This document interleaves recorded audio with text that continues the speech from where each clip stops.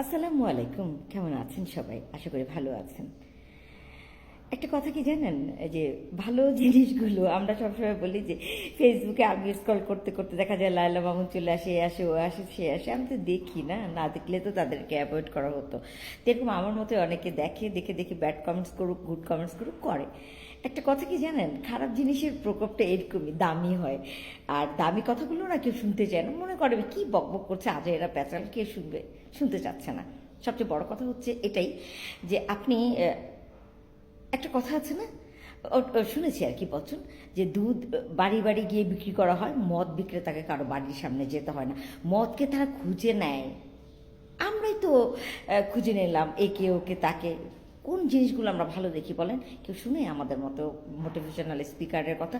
কি মোটিভেটেড করতে চাচ্ছি, সাকসেস নিয়ে কোনো কথা বললে শুনে? আমি নিজেই তো ভিডিও আপলোড দিয়ে বুঝি। যখন আমি ওই সকিনা বিবির গান লাগাবো বা উল্টাপাল্টা কতগুলো গান, কি যেন বরিশালে লঞ্চ উল্টা দিমু একটা খুব, এরকম গান টান দিলে ভিউজ ভালো পাওয়া যায়। But I don't like views, I like real views.